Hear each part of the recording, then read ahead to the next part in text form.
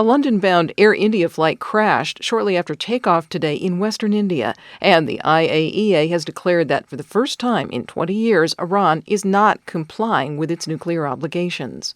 Good morning, I'm Corva Coleman from NPR News, and here are today's top stories. There's been a major plane crash in western India today. An Air India flight with 242 passengers and crew crashed shortly after takeoff. They were bound for London. NPR's Dia Hadid reports from Mumbai. Local police say it appears everyone aboard has been killed. Footage shared by the outlet Press Trust of India showed the plane sinking over a residential quarter of the western Indian city of Ahmedabad, and then the sound of a blast and a ball of fire.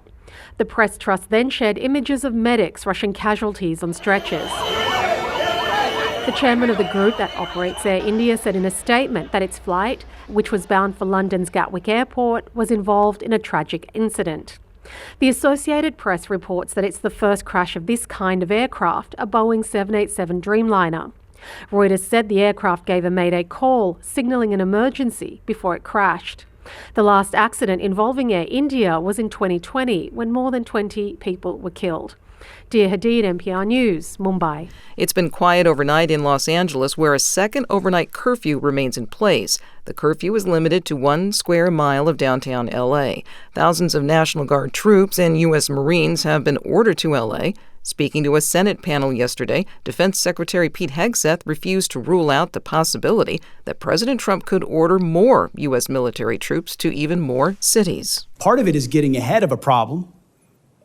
So that if in other places, if there are other riots in places where law enforcement officers are threatened, we would have the capability to surge National Guard there if necessary. And thankfully, in most of those states, you'd have a governor that recognizes the need for it, supports it, and mobilizes it him or herself. California authorities are suing Trump to stop the deployments.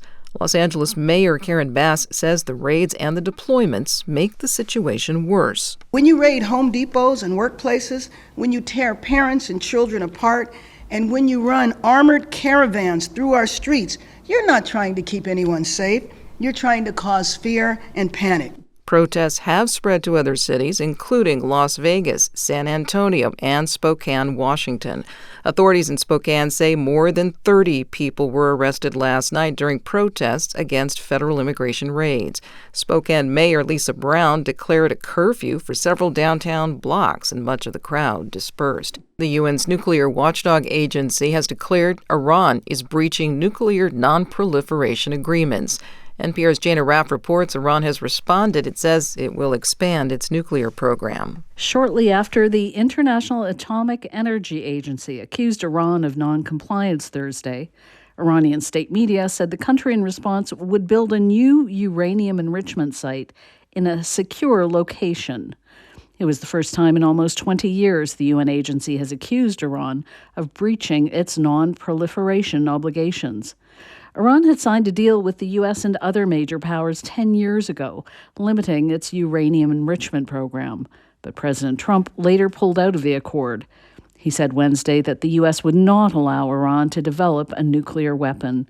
U.S. and Iranian officials are expected to hold a sixth round of talks Sunday in Oman on Tehran speeding up its uranium enrichment program. Jana Raff, NPR News, Amman. The House of Representatives is voting today on a package of more than $9 billion of spending cuts. NPR's Deirdre Walsh reports the bill would claw back more than $1 billion in federal funding for public broadcasting. The rescissions bill is the first request by the Trump administration to codify some of the spending cuts proposed by the Department of Government Efficiency created by Elon Musk. South Carolina Republican Ralph Norman says the more than $8 billion in foreign aid cuts in the bill include wasteful programs. He also says Congress needs to stop funding public broadcasting outlets he argues are biased. Because taxpayers should not be forced to subsidize a left-wing media operation like NPR and PBS.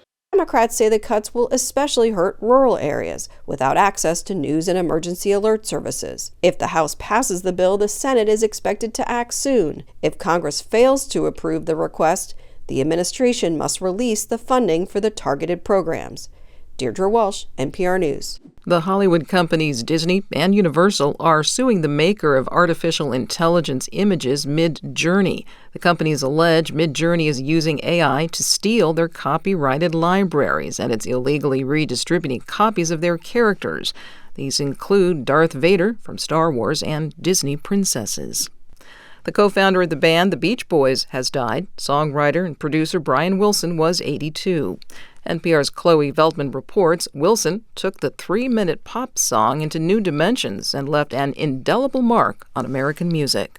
Brian Wilson was a California boy who became famous singing about California girls. I wish they all could be California girls. But it was the 1966 album Pet Sounds, produced when Wilson was suffering from hallucinations and depression, that sealed his reputation as a musical mastermind, as fellow rock star Linda Ronstadt told NPR in 2020. It was a revelation. Brian Wilson is a genius. I love his music. It cheered me up. Wouldn't it be nice if we were older then? In his later years, Wilson's musical projects included a reunion album and tour with the Beach Boys. Chloe Veltman, NPR News. And I'm Corva Coleman, NPR News from Washington.